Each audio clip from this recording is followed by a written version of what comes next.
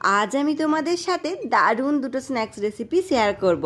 First হলো Maggi ভেল, যেটা আমি প্রথমবার খেয়েই প্রেমে পড়ে গেছি। অ্যান্ড সেকেন্ড আলু কাবলি।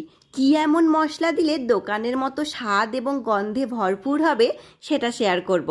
ফার্স্টেই বানাবো ম্যাগি ভেল। এটা বানাতে মাত্র 5 মিনিট সময় লাগবে। প্রথমে আমি 2 প্যাকেট ম্যাগি নিয়েছি। এরপর ম্যাগির প্যাকেটটাকে মেরে মেরে একটু গুঁড়ো করে নিচ্ছি। এমন জোরে মেরো না যে একবারে বেশি গুঁড়ো হয়ে যায়। এরপর 1 চামচ মতো বাটার নিলাম। তোমরা এখানে বাটারের পরিবর্তে ঘি ইউজ করতে পারো, আর ঘি না থাকলে কি করবে, তেল দিয়ে দিও। এরপর 2 প্যাকেট ম্যাগি আমি এর মধ্যে দিয়ে দিলাম। তারপর আঁচটাকে মিডিয়ামে রেখে খুব ভালো করে নেড়ে চেড়ে এটাকে ভাজতে হবে। দেখো, আঁচটা যদি বাড়িয়ে দাও সেক্ষেত্রে জিনিসটা কুড়মুড়ে কম হবে আর তাড়াতাড়ি রং চলে আসবে। সেই জন্যই আঁচটা মিডিয়াম করে ভাজবে। দেখো কি সুন্দর ব্রাউন একটা কালার হয়েছে, আর তার সাথে বেশ মুচমুচেও হয়েছে। এরপর এটা বানাবো। ফার্স্টেই দিচ্ছি এর মধ্যে পেঁয়াজ কুচি, তারপরে দেব টমেটো কুচি,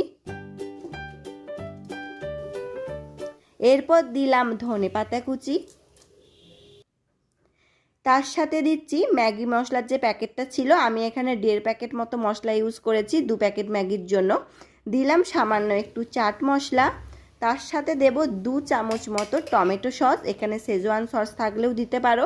এরপর দিলাম রোস্টেড চীনাবাদাম, তোমাদের কাছে যদি কাঁচা বাদাম থাকে তো একটু ভেজে নিতে পারো।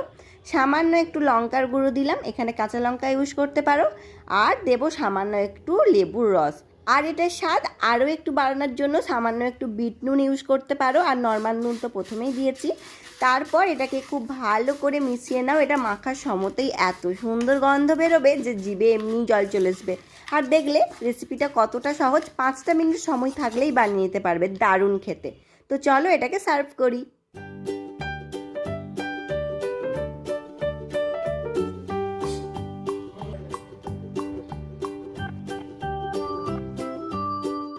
এরপর বানাচ্ছি আলু কাবলি। কথা দিলাম দোকানের থেকেও পারফেক্ট হবে। প্রথমে সিক্রেট মশলাটা বানিয়ে নিই। 2টো শুকনো লঙ্কা দিলাম, শুকনো লঙ্কাটাকে হালকা একটু নেড়ে চেড়ে নেব। এরপর দিচ্ছি সামান্য একটু ধনে আর সামান্য একটু জিরে। ব্যাস, এখানে আর কিচ্ছু দিতে হবে না। এক্সট্রা মশলা ইউজ করলে কিন্তু জিনিসের যে অরিজিনাল স্বাদটা সেটা নষ্ট হয়ে যাবে। এরপর এই মশলাটাকে গুঁড়ো করে রেখে দেবে। আর এখানে বেশ কিছু জিনিস লাগবে, যেমন শসা কুচি, তার সাথে লাগবে পেঁয়াজ কুচি। আর দেখো কেমনভাবে কুচাচ্ছি সেটা একটু দেখে নাও। তো তোমরা তোমাদের যে কোনো ইচ্ছে মতো কাটতে পারো, বুঝতেই পারছো, যার যেরকম ইচ্ছে সে সেরকম কেটে নেবে। তো এখানে শসা কাটলাম, পেঁয়াজ কাটলাম, এরপর আমি দিচ্ছি ধনেপাতা কুচি। দেখো ধনেপাতাটা কিন্তু অবশ্যই করে দেবে, এটা দিলে খুব সুন্দর একটা ফ্লেভার হবে। আর আলু কাবলি যেটা ছাড়া অসম্পূর্ণ সেটা হচ্ছে তেঁতুলের ভেজানো জলটা, এটা কিন্তু লাগবে। তার সাথে দিচ্ছি ভেজানো মটরশুঁটি, কাঁচা ছোলা, তোমরা চাইলে একটু ছোলাটা অঙ্কুর করে নিতে পারো, আলো ভালো হবে। সেদ্ধ আলু আর শসা পেঁয়াজ তো আগেই কুচিয়ে নিয়েছি। এরপর বানানোটা শুরু করি। প্রথমেই দেখো আলুগুলোকে কেটে নিচ্ছি, ঠিক যেভাবে আলু কাবলির আলু কাটা হয় চৌকো চৌকো করে। তো আমি এখানে আলুটাকে দেখো প্রথমে 4 ভাগ করে নিচ্ছি, তারপর এটাকে পিস পিস করে কেটে নেব। এরপর একে একে যেসব উপকরণগুলো সাজিয়ে রেখেছিলাম সেগুলো দিয়ে দেব। ফার্স্টে দিলাম পেঁয়াজ কুচি, তারপর দিলাম শসা কুচি, এরপর দিলাম আগে থেকে ভিজিয়ে রাখা ছোলা, এরপর আমি দিচ্ছি আগে থেকে সেদ্ধ করে রাখা মটর। দেখো যে যে উপকরণগুলো দিচ্ছি তোমরা প্লিজ একটু দেওয়ার চেষ্টা করো, না হলে স্বাদটা কীভাবে সুন্দর হবে বলো। তারপর দিলাম ধনেপাতা কুচি আর তেঁতুলের যে পাল্পটা রেখেছিলাম সেটা। আর এরপর এর মধ্যে দিচ্ছি যে মশলাটা ভেজে রেখেছিলাম সেটা দিচ্ছি 1 চামচ মতো।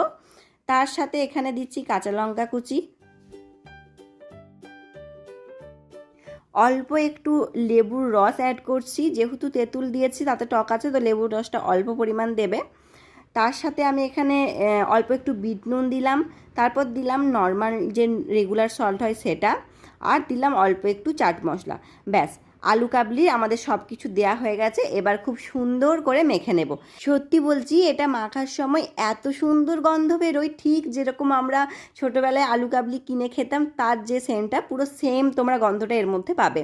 আর লাস্টে আমি অল্প একটু ঝুরি বাদাম ইউজ করছি, মানে বাদাম দেওয়া যে ঝুরিটা হয় সেটা। তো এরপর আমি এটাকে সার্ভ করে নিচ্ছি। দারুণ দারুণ দারুণ খেতে হয়। তোমরা এই দুটো স্ন্যাক্স রেসিপি একবার বানিয়ে দেখো। তো আলু কাবলিটা করতে একটু সময় লাগে, যেহেতু ছোলা মটর এগুলো একটু আগে থেকে রেডি করে রাখতে হয়। কিন্তু এই চটপাটা ম্যাগি ভেলটা তোমরা ইনস্ট্যান্ট বানাতে পারবে, দারুণ খেতে হয়। আজকের এই দুটো স্ন্যাক্স রেসিপি তোমাদের কেমন লাগলো আমাকে প্লিজ একটা কমেন্ট করে জানিও। আর আমার চ্যানেলে যদি নতুন হও আমার চ্যানেলটা সাবস্ক্রাইব করতে পারো। আজ এটুকুই, আবারও নেক্সট কোনো ভিডিওতে দেখা হবে। Bye bye.